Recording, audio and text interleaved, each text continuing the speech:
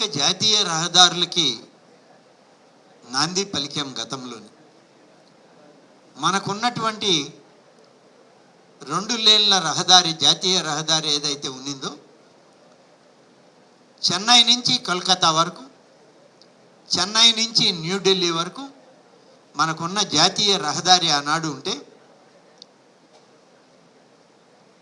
ఆనాడు మన ముఖ్యమంత్రి చంద్రబాబు నాయుడు గారు ఉమ్మడి ఆంధ్రప్రదేశ్లో ముఖ్యమంత్రిగా ఉండగా, భారతదేశ ప్రధానమంత్రిగా అటల్ బిహారీ వాజ్పేయి గారు ఉన్నప్పుడు, అప్పుడున్నటువంటి నాయకత్వంతో చర్చించి రహదారుల యొక్క విస్తీర్ణం వెడల్పు పెరిగినట్లయితే భారతదేశంలో అన్ని ప్రాంతాలకి వ్యాపార సంబంధాలు పెరుగుతాయి. వ్యాపార లావాదేవీలు పెరిగినప్పుడు ఆ ప్రాంతాల అభివృద్ధి అయ్యేదానికి దోహదపడుతుందని చెప్పి ఒక సూచన ఆనాడు మన ముఖ్యమంత్రి చంద్రబాబు నాయుడు గారు ప్రధానమంత్రి అటల్ బిహారీ వాజ్పేయి గారికి సూచిస్తే, ఎంత పెద్ద ఎత్తున రహదారుల నిర్మాణం చేయాలి అని అంటే అంత డబ్బు ఉండాలి కదా దేశంలో అని చెప్పి ఆలోచన చేసిన వాజ్పేయి గారి ప్రభుత్వం ఆనాడు ఎక్కడి నుంచి దీన్ని మొదలు పెడదామని అంటే, నెల్లూరు చెన్నై మధ్య ఒక 4 లేన్ల రహదారిని మొదలు పెడదాం. రహదారిని ఏర్పాటు చేయడానికి భూమిని మాత్రం మనం చూపిస్తాం. రోడ్డు వేసేటువంటి ప్రైవేట్ కంపెనీలు, ఇతర దేశాల వాళ్ళు వాళ్ళ పెట్టుబడులు పెట్టి రోడ్డు వేస్తారని చెప్పి ప్రయత్నం చేద్దామని అంటే, మొట్టమొదటి జాతీయ రహదారి 4 లేన్లుగా విస్తరించబడినటువంటి రహదారి చెన్నై నుంచి నెల్లూరు వరకు మొదట ఏర్పడింది. ఇదే 4 లేన్ల రహదారి మలేషియా దేశం నుంచి అప్పుడు ఉన్నటువంటి ఒక రోడ్ల నిర్మాణ సంస్థ వాళ్ళే నిధులు ఇచ్చి పెట్టుబడి పెట్టి మన రోడ్డు వేయడం, ఆ రోడ్డులో తిరిగేటువంటి వాహనాల దగ్గర టోల్ కలెక్షన్ చేసుకొని వాళ్ళ పెట్టుబడికి తిరిగి వాళ్ళు బ్యాంకులకి వాళ్ళు తెచ్చుకున్న అప్పులకో లేకుంటే వాళ్ళు పెట్టిన పెట్టుబడికి తిరిగి పొందడానికో మొదటి రోడ్డు ప్రయత్నం చేసి పూర్తయింది. ఇక అప్పుడు మొదలైంది భారతదేశంలో జాతీయ రహదారుల విస్తరణ కార్యక్రమం. వాజ్పేయి గారి టైంలోనే గోల్డెన్ క్వాడ్రాంగిల్ రోడ్స్ అని ఢిల్లీ నుంచి కలకత్తా, చెన్నై, కన్యాకుమారి, బొంబాయి తిరిగి మళ్ళీ ఢిల్లీ వెళ్ళే వరకు కూడా 4 చతుర్భుజ రహదారుల్ని ఏర్పాటు చేయడం మొదలైంది. ఆ మొదలైనప్పుడు ఇంత పెద్ద జాతీయ రహదారి మొట్టమొదటిగా నెల్లూరు జిల్లా నుంచే మొదలైంది. తర్వాత కృష్ణపట్నం ఓడరే వచ్చింది. ఆ తర్వాత మనకి పరిశ్రమలు వస్తున్నాయి. ఇవన్నీ వస్తున్న సమయంలో మనకి జాతీయ రహదారుల అవసరం పెరిగింది. కృష్ణపట్నం ఓడరేవుకి ముంబైకి కనెక్షన్ ఇస్తూ ఒక జాతీయ రహదారి మనకి NH-67 నామకరణంతో, ఈ నంబర్తో ఒక జాతీయ రహదారి, ఇప్పుడు మనం ఆత్మకూరు వెళ్ళే రహదారి కూడా నేషనల్ హైవే 67 నెంబర్ మీదనే మనం వెళ్తున్నాం. ఇది ఏర్పడిన తర్వాత ఇంకా జాతీయ రహదారులు ఆ కొసకే కాదు మధ్యలో కూడా ఉండాలని చెప్పి ఏర్పేడు నుంచి సిరోంచా దాకా ఒక రోడ్డు మధ్యలో వెళ్ళడానికి ఒక ప్రయత్నం చేస్తే 565 నేషనల్ హైవే అని ఒక దానికి నంబర్ ఇచ్చి, శ్రీకాళహస్తి దగ్గర ఉన్నటువంటి ఏర్పేడు నుంచి వెంకటగిరి, రాపూరు, పెంచలకోనల మీదుగా ఇవాళ మరిపాడు, ఉదయగిరి ప్రాంతాలను టచ్ చేస్తూ ఒక జాతీయ రహదారి తెలంగాణ నుంచి సిరోంచాకి ఏర్పడింది. ఇప్పుడు ఆ రహదారి మీద నడుస్తుంది. మరొక రహదారి కావాలి అని చెప్పి అవసరం ఉంది.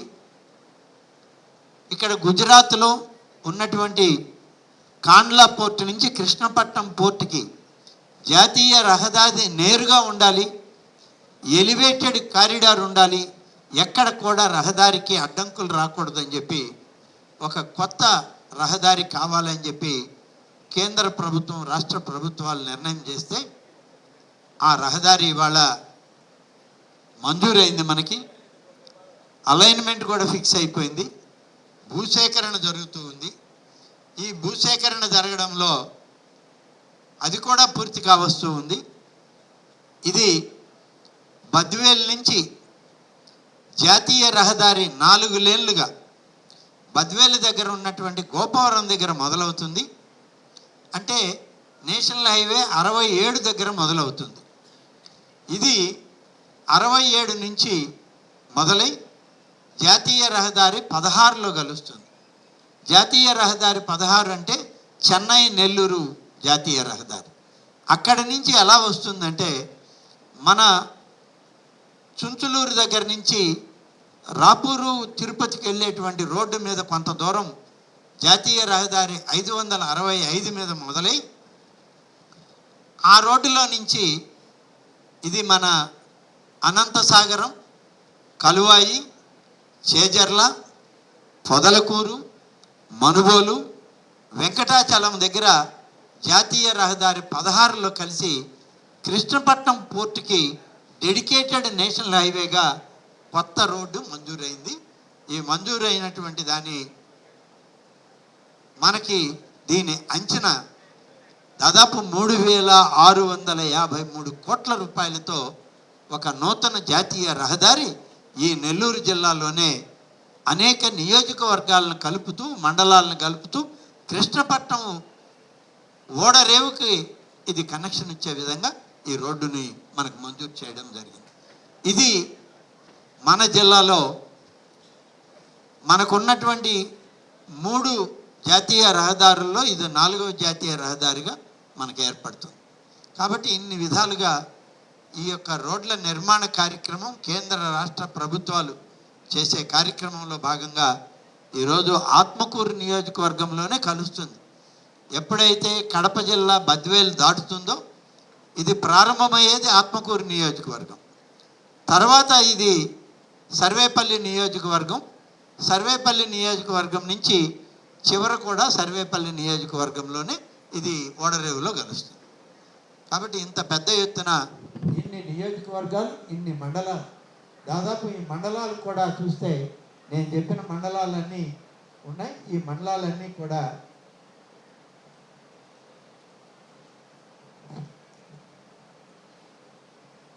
మరిపాడు మండలంలో పడమటి నాయుడుపల్లి, చుంచులూరు, పల్లవూరు, పొంగూరు, ఆత్మకూరు, తర్వాత అనంతసాగరం మండలంలో బొమ్మవరం, తొలిజాపురం, తిరువెళ్ళ, ఎనగలూరు, అనంతసాగరం, బెడుచుపల్లి, దేవరాయపల్లి, కలువాయిలో తెలుగురాయపురం, ఇది వెంకటగిరి నియోజకవర్గం,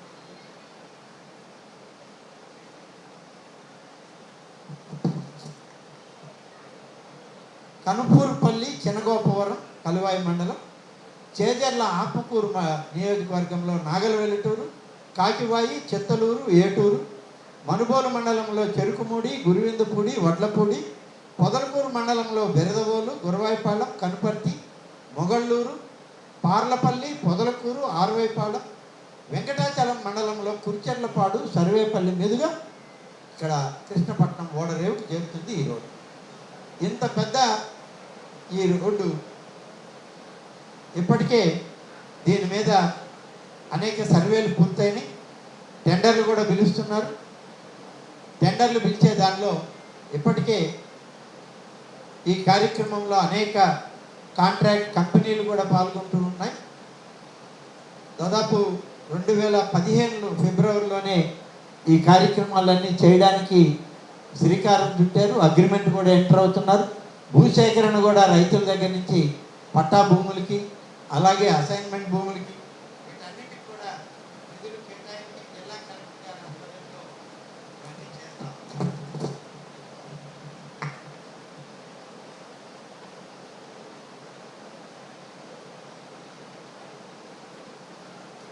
ఈ విధంగా ఒక కొత్త జాతీయ రహదారికి శ్రీకారం చుట్టాం. ఇప్పుడు ఈ జాతీయ రహదారి కార్యక్రమం ఈరోజు జరుగుతూ ఉంది. దీంట్లో నెల్లూరుపాలెం, సోమశిల ఈ రోడ్డు ఇప్పుడు రాష్ట్ర హైవేగా ఉంది.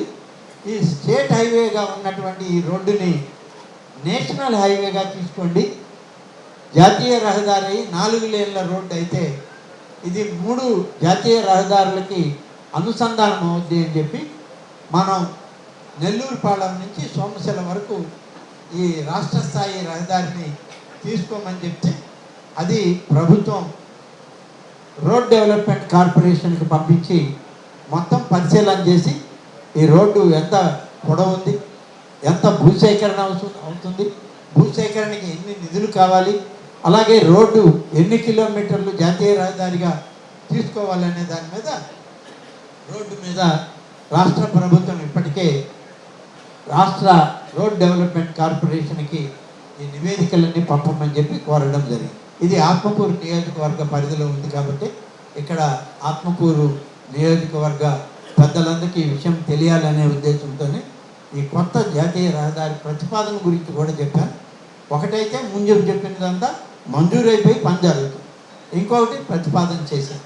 ఇది కూడా వస్తే ఆత్మకూరు నియోజకవర్గ ప్రధాన భాగం దాని ముఖ చిత్రం జాతీయ రహదారులతో అనుసంధానమై మారుమూల పల్లెల్లో కూడా అభివృద్ధి అనేది వంటిది చేయడానికి అవకాశం ఉంటుంది.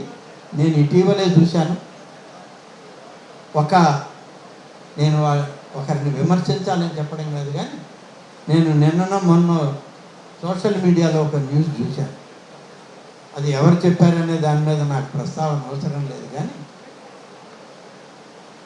మనకి మన నియోజకవర్గం నుంచి వెళ్ళేటువంటి రైల్వే మార్గం, ఈ రైల్వే మార్గం ఎవరో ప్రతిపాదించారు, దాన్ని ఎవరో మంజూరు చేశారు.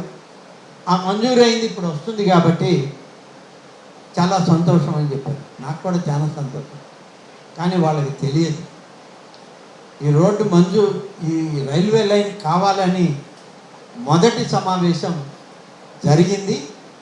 కిరణ్ కుమార్ రెడ్డి గారు రాష్ట్ర ముఖ్యమంత్రిగా, నేను ఆర్థిక మంత్రిగా ఉన్నప్పుడు మొదటి సమావేశం రైల్వే శాఖ మంత్రి గారు వచ్చి హైదరాబాదులో ఉమ్మడి రాష్ట్రంలో జూబ్లీ హాల్లో మీటింగ్ పెట్టారు. ఈ జూబ్లీ హాల్లో మీటింగ్ పెట్టినప్పుడు మాగుంట శ్రీనివాసరెడ్డి పార్లమెంటు సభ్యులుగా ఈ railway line Nadikudi Srikalahasti railway line ఇచ్చినట్లయితే ఈ మెయిన్ లైన్ ఎప్పుడైనా ఇబ్బంది కలిగినా పశ్చిమ ప్రాంతాల్లో ఉన్నటువంటి ప్రాంతాలకి గ్రామాలకి ఒక కొత్త రైల్వే లైన్ ఉంటే ఎప్పటికైనా ఇది ఎప్పుడైనా డ్యామేజ్ అయినా సైక్లోన్లో తుఫాన్లో ఈ రైల్వే లైన్ పనికొస్తుంది, ఉత్తర దక్షిణ భారతదేశాలకి అనుసంధానం చేయొచ్చు అని చెప్పి ఆనాడు ఆ ప్రతిపాదన చేసినప్పుడు రైల్వే మంత్రి గారు అడిగారు. 400 కోట్ల రూపాయలు భూసేకరణ అవుతుంది. ఇది మొత్తం ప్రాజెక్ట్ అప్పట్లో 2013లో జరిగిన దానిలో దీనికి దాదాపుగా 1100 కోట్ల రూపాయలు ప్రాజెక్ట్ ఇది. 400 కోట్ల రూపాయలు మీరు పెట్టుకుంటే మిగిలినటువంటి 700 కోట్ల రూపాయలు కేంద్ర ప్రభుత్వం నుంచి మేము మంజూరు చేస్తామని చెప్పి ఆనాడు ఉన్నటువంటి రైల్వే శాఖ మంత్రి గారు మన ముఖ్యమంత్రి గారికి రాష్ట్ర కేంద్ర ప్రభుత్వాల్లో ఉన్నటువంటి పార్లమెంటు సభ్యులు మంత్రులు అందరం ఉన్న సమావేశంలో చర్చకు వస్తే ఆ చర్చకు వచ్చినప్పుడు ఆనాడు ఉన్నటువంటి ముఖ్యమంత్రి శ్రీ కిరణ్ కుమార్ రెడ్డి గారు ఆర్థిక శాఖ మంత్రిగా ఉన్న నా వైపు, ఆర్థిక శాఖ మంత్రులు అయినటువంటి అప్పుడు ఉన్నటువంటి ప్రిన్సిపల్ ఫైనాన్స్ సెక్రటరీ అయిన భాస్కర్ వైపు చూసినప్పుడు మేము అన్నాం, మీరు ఒప్పుకోండి, 400 కోట్ల రూపాయలు పెద్ద సమస్య కాదు ఉమ్మడి ఆంధ్రప్రదేశ్లో, మనం బడ్జెటే 1,00,000 కోట్ల ఇస్తా ఉన్నాం కాబట్టి భూసేకరణ అనేది ఒక రోజులో అయ్యేది కాదు. మనం నడికుడి నుంచి క్రింది వరకు భూసేకరణ చేయాలి అంటే దాదాపు 4-5 సంవత్సరాలు పడుతుంది. ఇన్ని 100 కిలోమీటర్లు భూసేకరణ చేయాలి అంటే సంవత్సరానికి 100 కోట్ల రూపాయలు మనం ఖర్చు పెట్టినా 400 కోట్ల రూపాయలు మనం భూసేకరణకి ఇచ్చి భూమిని చూపించవచ్చు. మిగిలిన 700 కోట్ల రూపాయలు కేంద్ర ప్రభుత్వం ఇచ్చేటప్పుడు ఈ కొత్త రైల్వే లైన్ మన ప్రాంతానికి వస్తే మెట్ట ప్రాంతాలకు ఉపయోగపడుతుంది.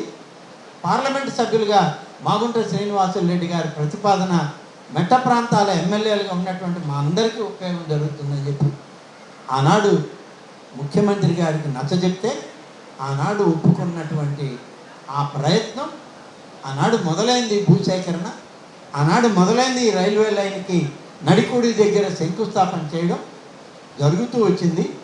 మధ్యలో వచ్చిన ప్రభుత్వాల యొక్క నిర్లక్ష్య వైఖరి వల్ల అనేక ప్రాంతాల్లో భూసేకరణ ఆగిపోతే మన ప్రభుత్వం వచ్చినటువంటి ఈ 2 సంవత్సరాల్లో ఇప్పటికే పామూరు వరకు భూసేకరణ పూర్తి చేసి ఆ కొత్త రైల్వే లైన్ని కనిగిరి పామూరు ప్రాంతాల వరకు తీసుకురావడం జరిగింది. ఇక మిగిలిన మన ప్రాంతాల్లో భూసేకరణ జరుగుతుంది. మనం భూసేకరణ పూర్తయి అప్పచెప్తే వెంటనే రైల్వే లైన్ పనులు పిలుస్తాం, టెండర్లు పిలుస్తామని రైల్వే కాంట్రాక్టర్ మన చిన్నారెడ్డి గారే ఇక్కడ ఉండాలి. అనేక మందికి ఈ విషయాలు తెలుసు మన జిల్లాలో కూడా. కానీ సోషల్ మీడియాలో కొంతమంది వైఎస్ఆర్ కాంగ్రెస్ పార్టీ పెద్దలు వాళ్ళే చెప్పుకుంటున్నారు, వాళ్ళే అభినందనలు తెలుపుతున్నారు, వాళ్ళే ఉత్సాహపడుతున్నారు, వాళ్ళే మేమే తెచ్చామని చెప్పుకుంటారు. ఎవరు తెచ్చాము ఏందనేది పుట్టుపూర్వత్రాలు తెలిసి మీరు మాట్లాడితే నేను కూడా సంతోషిస్తాను. నేను చెప్పాను ఇవాళ, గతంలో చంద్రబాబు నాయుడు గారు ఉన్నప్పుడే మలేషియా రోడ్డు పెట్టాడు చెన్నైకి నెల్లూరుకి. మరి ఇది కూడా రైల్వే లైన్ కూడా ఎవరు పెట్టారో చెప్పాలి కదా.